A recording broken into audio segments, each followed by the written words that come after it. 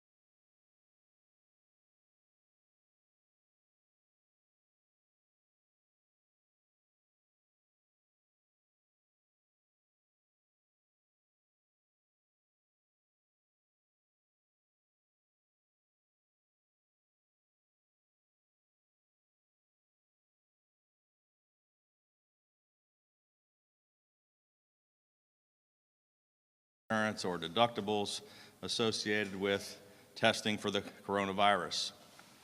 16 days ago, our state had 5 confirmed cases of COVID-19. We enacted our emergency legislation into law and convened a coronavirus response team composed of the leading doctors and scientists in the region. We canceled all out-of-state travel for state employees and advised all state agencies to prepare for a period of mandatory telework.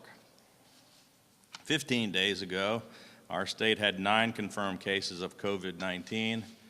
I convened an emergency meeting of our entire cabinet, met with leaders of the state's long-term care community, and issued recommendations to our state nursing home facilities in an effort to protect older Marylanders.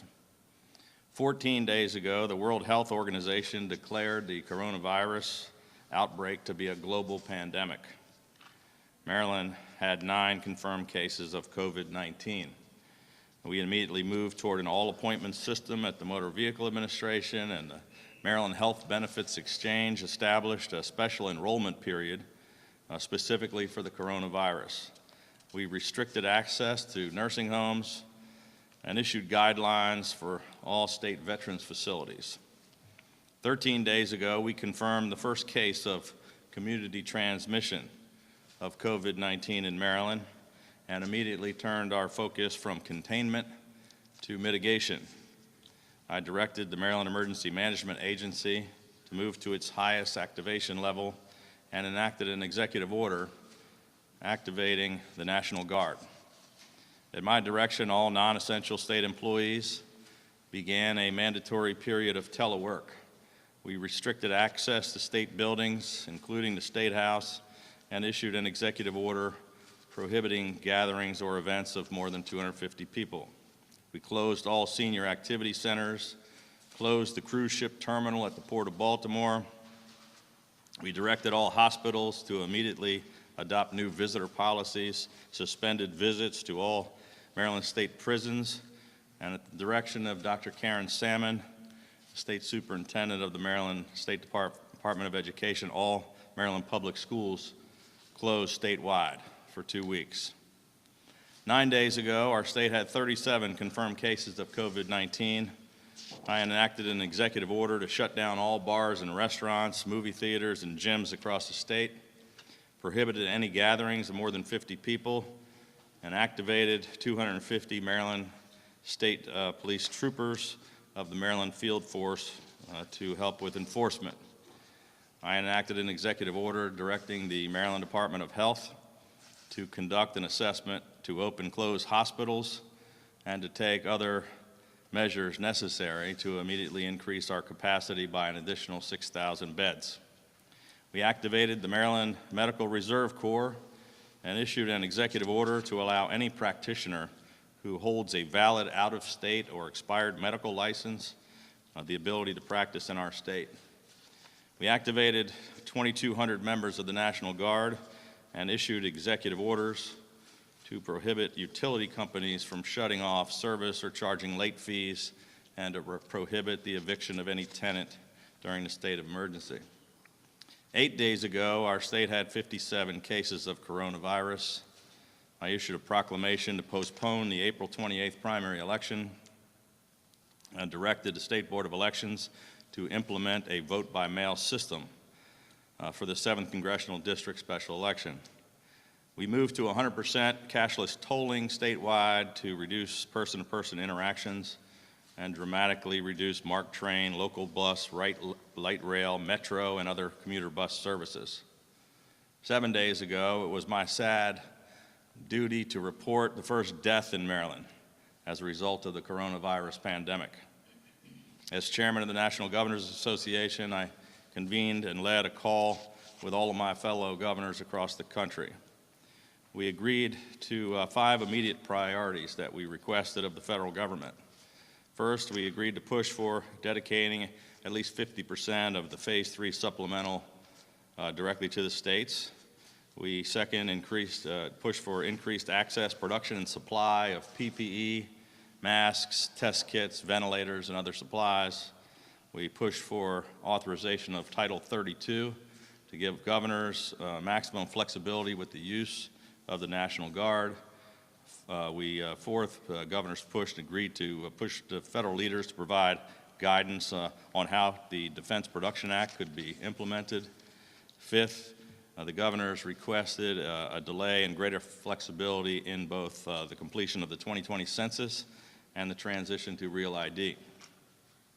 6 days ago, at my direction, the Maryland Department of Transportation began restricting access to the BWI terminal for ticketed passengers and badged airport employees only. We also amended our previous executive order based on new CDC guidelines to prohibit events of more than 10 people in close proximity, and we closed all enclosed shopping malls and entertainment venues. The Board of Regents of the University System of Maryland made the decision to keep students off campus for the remainder of the semester. Through Phase 1 of our hospital surge plan, 900 beds had been made immediately available, and a new floor was activated at Mercy Medical Center in Baltimore City. 2 days ago, we had 288 confirmed cases of COVID-19. I enacted an executive order closing all non-essential businesses in the state, ramped up enforcement actions against crowds and gatherings, and rolled out a $175 million immediate relief package for Maryland workers and small businesses. And while we're thankfully not at the level of infection and death that we're seeing in some other states, we've been taking swift, aggressive, and unprecedented actions in an effort to stop hundreds of thousands of people from becoming infected and to save the lives of thousands of Marylanders. Yet in spite of these aggressive actions, this crisis continues to escalate at a rapid pace, and as I have been repeatedly warning over the past 3 weeks, as of this morning, Maryland now has 423 confirmed cases of COVID-19, an additional 74 cases in the past 24 hours, which is the largest one-day rise to date. We now have positive cases in 22 out of our 24 jurisdictions. Sadly, yesterday, a Prince George's County man in his 60s who suffered from an underlying medical condition became the fourth Marylander to have died as a result of the coronavirus. The first state employee died of COVID-19, a research professor at UMBC who actually lived in New York and is counted as a New York case. Two midshipmen at the U.S. Naval Academy here in Annapolis and several members of both the University of Maryland College Park and Anne Arundel Community College communities have also tested positive for the virus. While COVID-19 still appears to be more deadly to older citizens over 60, 217 individuals with the virus in Maryland are between the ages of 20 and 50. The vast majority of people in our state who have tested positive so far are in their 40s. And we have children as young as 10 months old who have the virus here in Maryland. There are now more than 900 cases in the Capital Region, 55,000 cases in all 50 states across America, and 436,481 cases in 196 countries around the world. And the reality is that this crisis is really just beginning here in our state and across America. And people are looking for certainty, but the truth is we simply don't yet know how bad it's going to get, or how long it's going to last, or how successful these social distancing actions are going to be in flattening the curve. What we do know is that it is not going to be over in a matter of days or even weeks. And as I have been saying over and over again since day one, the number of cases is going to continue to rapidly and dramatically rise. It is critically important that every single person remains vigilant and continues doing their part by staying in place in their homes as much as possible so that we can break the back of this virus. According to the CDC guidance that was issued yesterday, any Marylander or anyone visiting Maryland who has recently spent time in New York or visited the tri-state area must quarantine in place and limit all contact with others for at least 14 days. I have formally submitted a request for a presidential disaster declaration for the state of Maryland to help provide funding for state and local governments as well as nonprofits for such important initiatives as disaster unemployment insurance, hazard mitigation, and emergency protective measures. This disaster declaration will be another important step in our aggressive and coordinated response to COVID-19.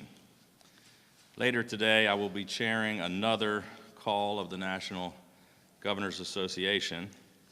The nation's governors are working hard to speak with a unified voice and to drive further decisive action from our leaders in Washington. We have another call scheduled for tomorrow with the governors and with the White House, and we will continue to push for greater progress on the priorities that we submitted last week. We still need much more progress on ramping up the production and delivery of PPE, test kits, ventilators, and other necessary equipment. We still need more federal resources directly to the states that are on the front lines of this crisis. Last week, the governors requested that one half of the stimulus package, the third stimulus package, go directly to the states. And I pressed the issue in calls with the Vice President and with the Treasury Secretary and leaders in both houses of Congress.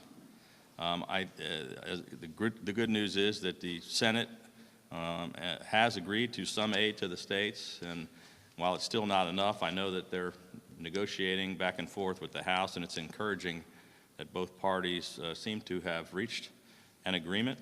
I urge Congress to pass the stimulus package today, and I want to thank our federal partners for taking swift action on this, although we're going to come back again and ask for additional funding for the states and local governments to help with this crisis in the next round of stimulus.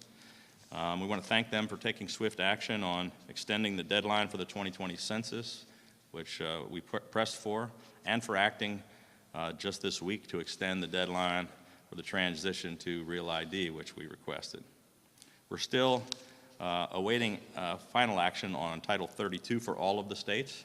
They did it for the first 3 states that are having the biggest issues, but all of our citizen soldiers that are stepping up in each of the states need the exact same help so that FEMA and the federal government can help cover the cost of these National Guard's important relief missions.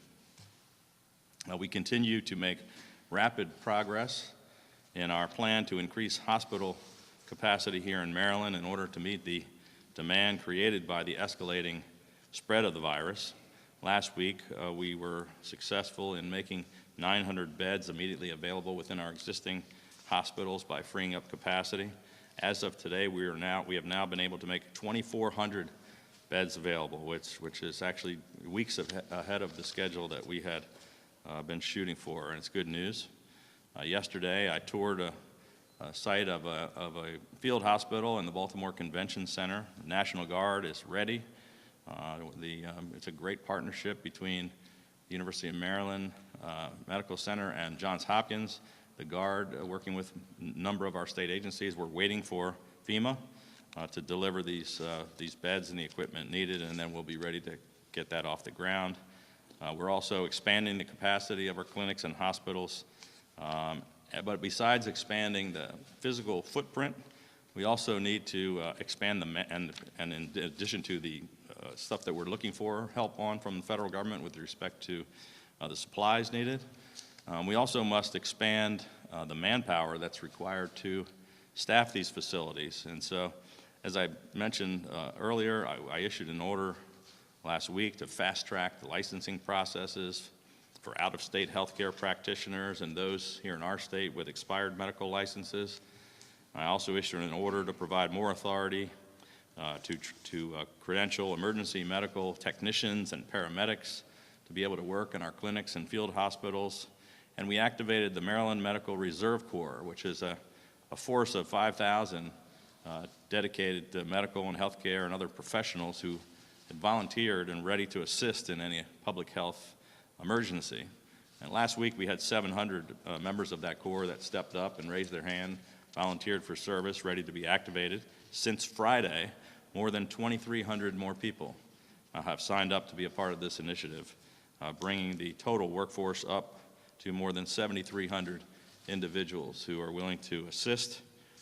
These volunteers have signed up from every single jurisdiction in the state, including both medical personnel and people from other professions, including behavioral health specialists, engineers, child care workers, and teachers and construction workers, all willing to help with the crisis. In the spirit of service in Maryland, it's always really at its best when we need people the most, but we still need more help, and so we encourage people to continue to take a look and at how they might be able to help their neighbors and their communities. Today, I'm directing the health department also to immediately institute a program to encourage and to allow medical students and nursing students and people studying to get degrees in medical technician studies from our universities, our colleges, and our community colleges to be able to be a part of this program and to assist and be a part of the effort. To sign up, to try to be a part of this program, you can go to mdresponds.health.maryland.gov. To help older Marylanders get through this crisis, Maryland has just received $4 million in federal funding to help our communities provide at-home meals for older adults, which is important since community centers are closed and some family caregivers are unable to assist older loved ones. Maryland is also the first state in America to provide free telephonic service to check in on older residents, and we're urging Maryland seniors to make use of this service during the COVID-19 state of emergency so that they can receive a check-in call every day at a regularly scheduled time where we'll have someone touch base with them to make sure that they're okay and see if they need any help. To sign up for that, you just call 1-866-50-CHECK. We encourage our seniors to take advantage of that. Last week, we launched the Maryland Unites initiative to highlight ways that Marylanders can volunteer in assisting their neighbors and communities in the days and weeks ahead. And we encourage people that want to help to go to Maryland Unites. Over the next 3 days, the University of Maryland will be partnering, University of Maryland Medical Center will be partnering with the Red Cross. I mentioned last week, I spoke with the national president of the Red Cross who said they have a critical need for blood here in Maryland and across the country. We're going to be partnering to hold a blood drive to address the critical shortage that's been caused by this pandemic.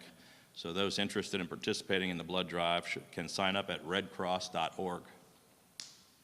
Individuals and businesses across Maryland continue to step up to help aid in this massive effort to slow the spread of COVID-19 and to help their neighbors. There are hundreds. I just want to give a shout out to a couple, including Sagamore Spirit Distillery.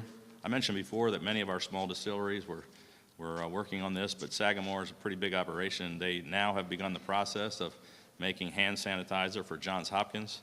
The distillery is working on an initial batch of 54,000 liters with the plans to make much more to meet the escalating demand caused by the crisis. Last weekend, Marlin Steel Wire Products, another Baltimore-based manufacturing company, had their workers fulfill a huge rush order to make stainless steel COVID-19 test tube racks. And I just want to thank those two companies and all the other large and small businesses who have stepped up to be a part of this all-hands-on-deck effort. Dr. Karen Salmon, the superintendent of the Maryland State Department of Education, has some major announcements to make regarding the Maryland Public Schools and child care facilities across the state. But before I turn the podium over to her, I just want to take a moment to speak directly to Maryland's parents, teachers, and students. I know how incredibly difficult and confusing this last couple of weeks has been for you. Teachers want to know when they'll be able to get back to their lessons and when they'll see their students again. Parents are concerned about how their kids will be able to continue to learn, how they're going to be able to handle child care, and the students want to know when they'll be able to get back to their normal lives and when they can see their friends and their classmates again. There's a lot of confusion and fear and anxiety and uncertainty right now. It's frustrating and challenging. I just want all of you to know that there's nothing more important to us than your health and well-being and your education. And I want you to know that there are a tremendous group of people, your superintendents and people in your local school systems and the State Board of Education, a whole lot of people working across the state around the clock to try to come up with good answers to these questions. And I want to thank them for their efforts. We're all in this together, and we will get that through this together. So thank you, and with that, I'll turn it over to Dr. Karen Salmon.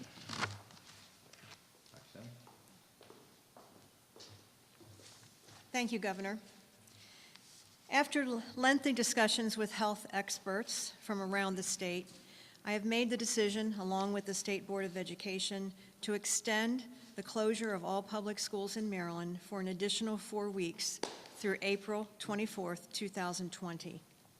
We do not make this decision lightly.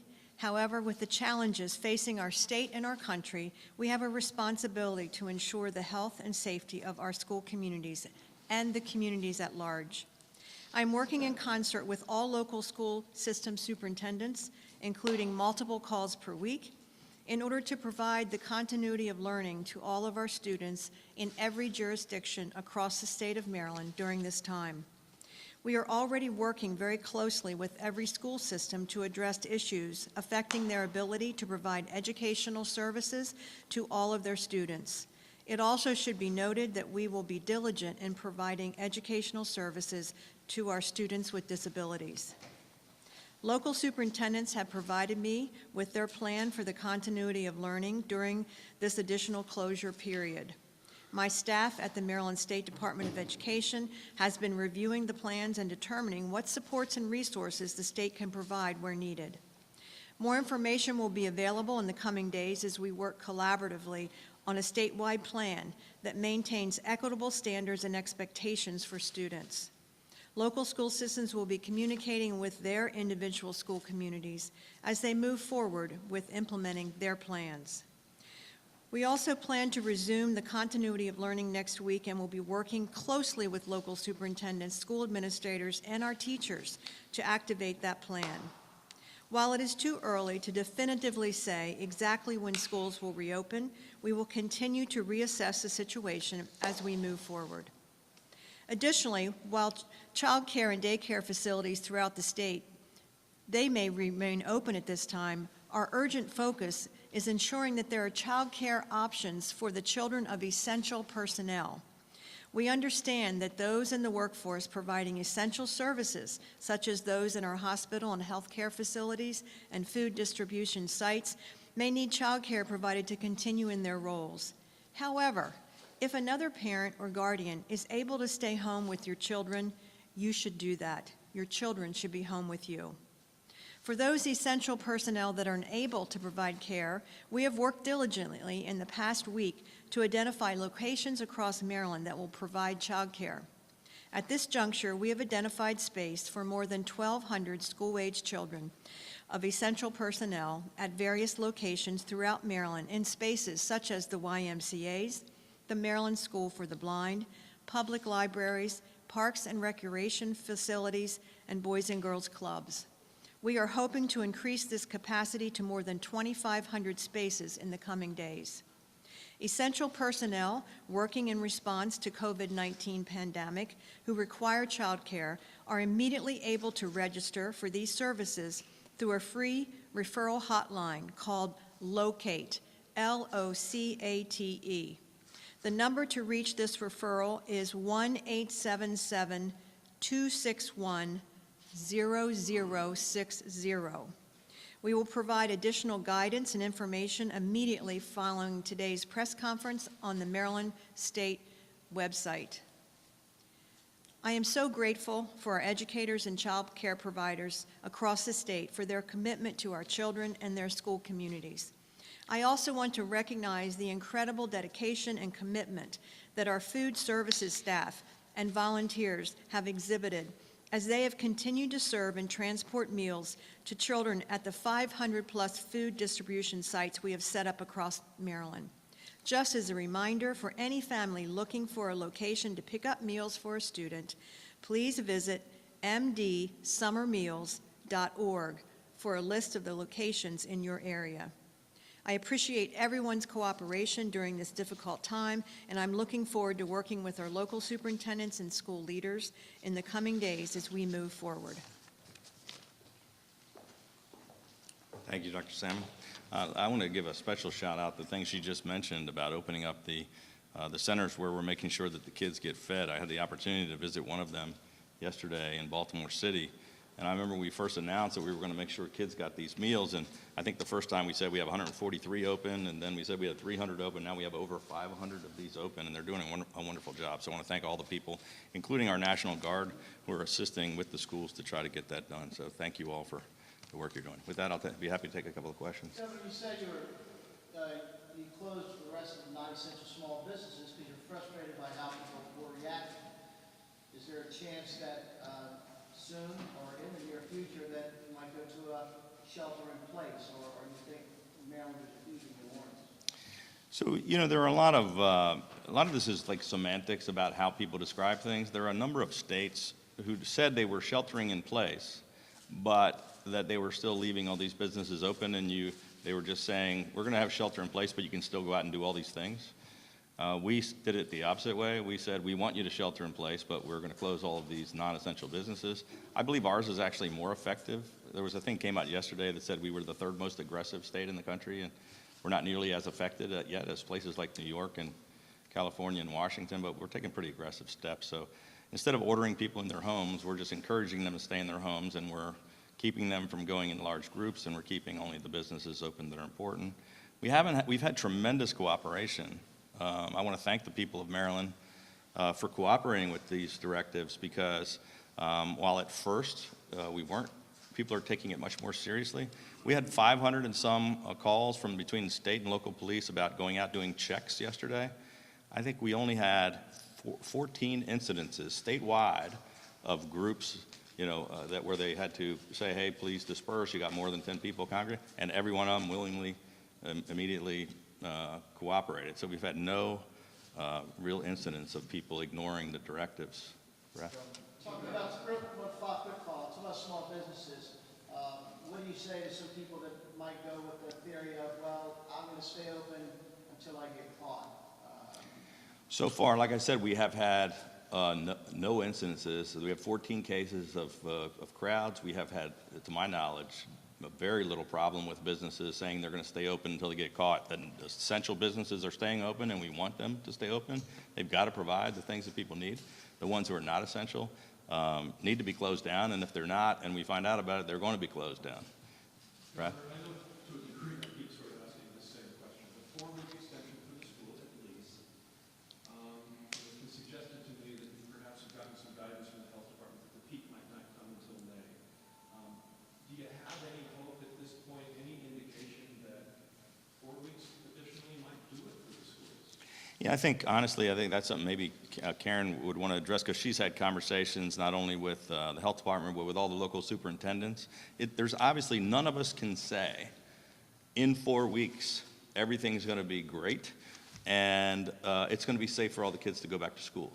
It's somewhat aspirational, and it gives 4 weeks for us to try to have all the local schools prepare, make sure the continuity of education, that they're providing all the things and getting it would be wonderful if we get to the point where we've bent the curve and we can, but obviously we're not going to send kids back if things are unsafe and we're still climbing and people are getting infected. So at some point, I think over the next 4 weeks, they'll be watching it and monitoring it on a day-by-day basis, and that school system, may make additional decisions in the future. Like the first time, they said that we're going to close for 2 weeks and reassess, which is what they did, and nothing is carved in stone. But I think right now the decision is to spend those 4 weeks trying to figure it out. Governor, the package that was passed in the Senate overnight, I know is relatively new. Do you have a sense, based on that package, of what Maryland can expect from it, and what should the House add that would perhaps make it better for Maryland?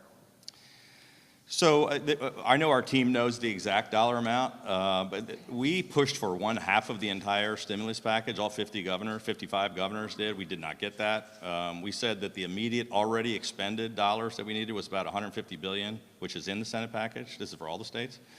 They put the immediate $150 billion in the Senate. It hasn't passed the House yet. We're hoping it will this morning. That does include some money that Maryland needs.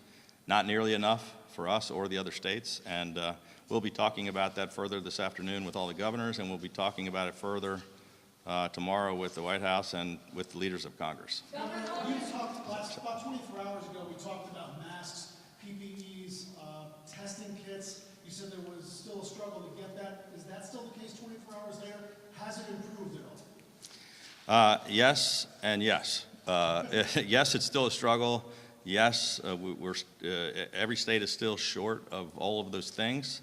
But yes, we've also seen some improvement. So from the standpoint of, we have received some supplies through FEMA, not enough. We have seen some of our own supplies we've been able to get in through private sources, but there's no question there's still shortages of all those things, which is why we keep pushing at the state level and the states collectively pushing at the federal level. Governor, how many are saying that just to follow up on that question, and you mentioned a company's making stainless steel test tubes. How many test kits does the state have, and how many of the additional supplies do you need to be able to process them? We're talking about swabs, be able to the transporter medium to make sure it's Yeah. securely pipettes?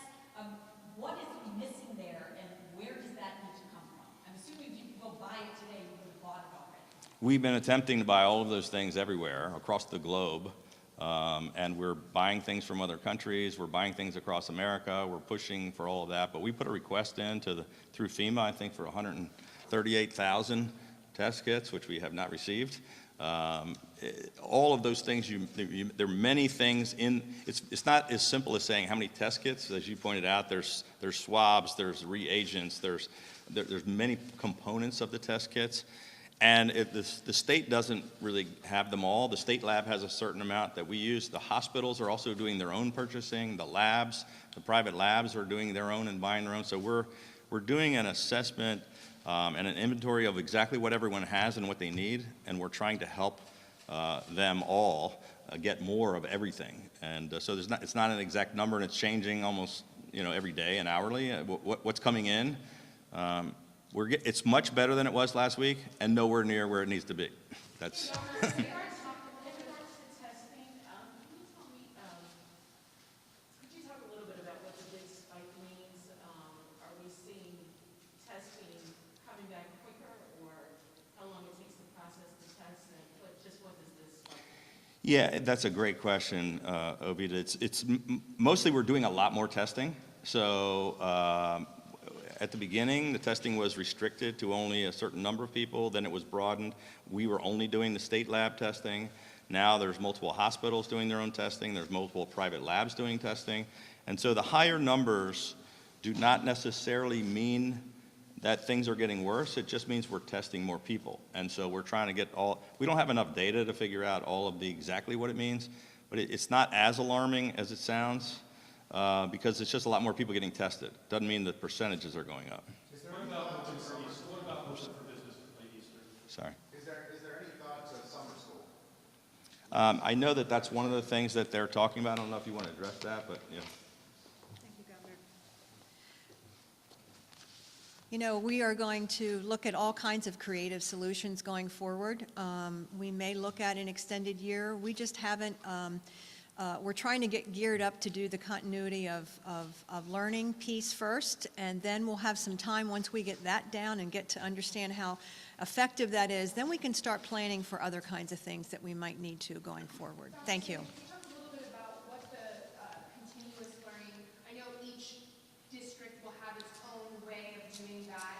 I know Insurance County, for example, has said they don't want to try to do remote learning because they're worried that not every student has a laptop or webcam at home.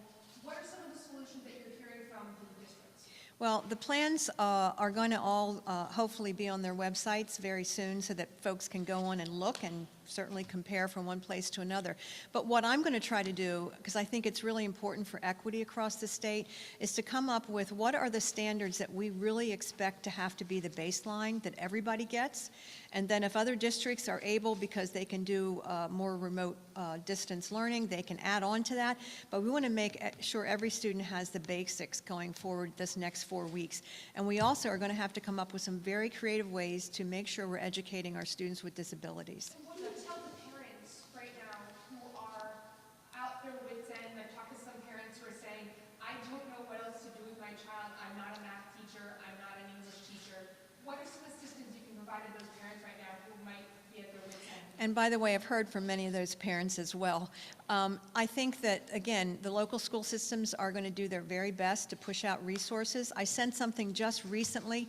As the governor says, we're not sure, it seems like months we've been doing this, but last week we sent out it was about 35 pages of websites that parents could get on and click on just through the links. So we're really trying to push out resources to parents in the interim. I have an important question that parents are worried about. The narrative before the cases were confirmed in Maryland was that children may be carriers but are largely asymptomatic.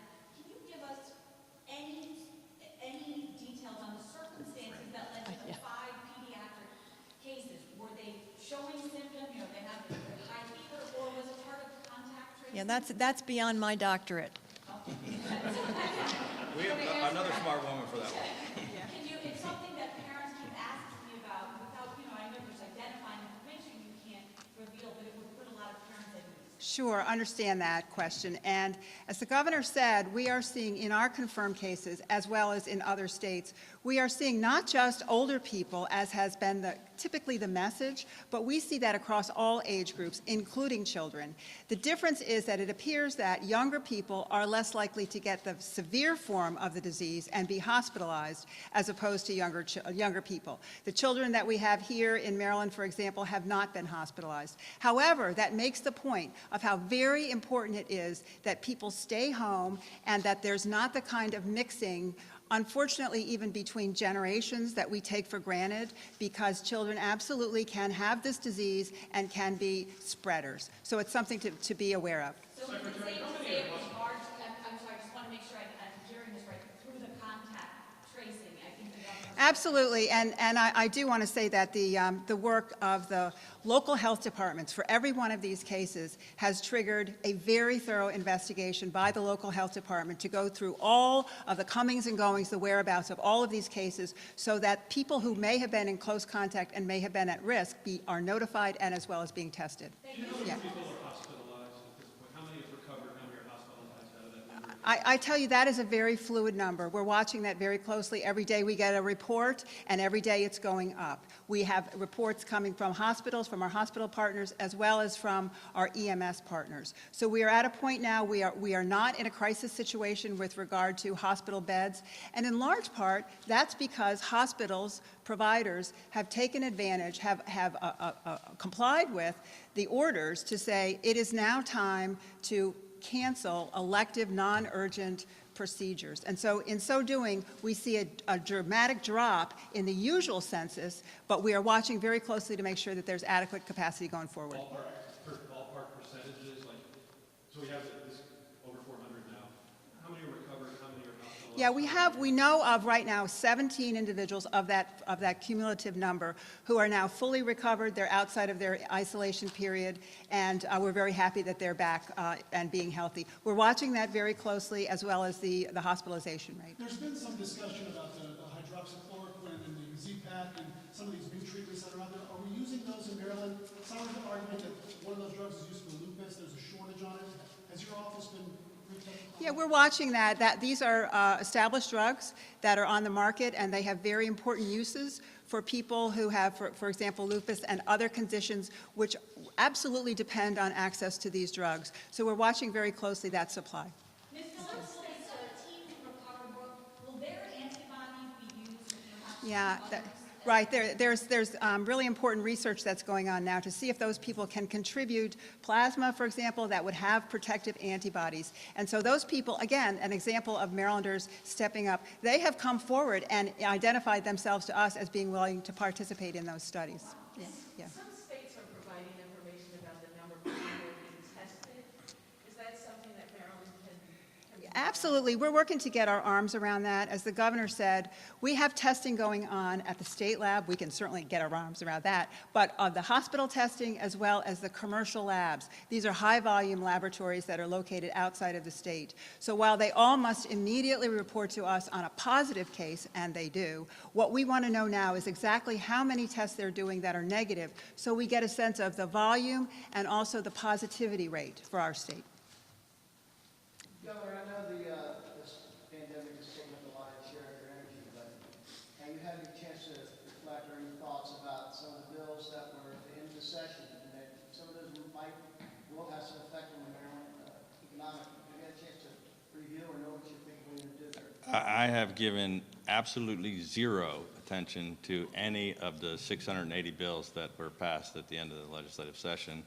I know that we have a legislative team that is all out of the office, working remotely from home, who are looking at those. But actually, no bill has been sent to the governor's office. The legislature has not forwarded any bills. We expect sometime over the next month they will. We then have a month to review them. The Attorney General's office will review them all and then give us advice, and then our team will look at them. Quite frankly, I have no time to review 680 bills. We're trying to keep people alive. Governor, can you talk about the Vice President on Monday mentioned something about possible breakthroughs, perhaps with ventilators. Can you tell us a bit about what you heard in the meeting on Monday and what you might be hoping for in terms of breakthroughs coming in the next day or two? Well, the good news is, I think in part of our package that we received from FEMA, perhaps yesterday, we did have a delivery of ventilators. It was not the amount that we requested and not enough, but we appreciate them, and we'll be distributing some of them out to our hospitals. But the Vice President and I had a personal conversation about this. He also talked about it in his press conference about the ramping up of production of ventilators, which they're trying to do at the national level. And also about the conversion of a certain type of ventilators that with a small modification could be utilized. And if that's something, we've discussed that with our team here, with all of our doctors and hospitals, and they think that that's also promising for at least a small part of the solution. How many did you ask for? How many did you get? I'm not sure we want to give that out, but it was a pretty sizable chunk of what we asked for, but not all. That's it, folks, thank you. All right. What do you say about Easter? What's that? What about this Easter goal that we've heard elsewhere? Look, I'm a hopeful guy, and I would certainly love to have the thing all resolved as quickly as possible, but I don't think we can predict what this virus is going to do, and I think you can't put a time frame on saving people's lives. We're going to make decisions based on the scientists and the facts. Thank you. All right, thank you. Thank you.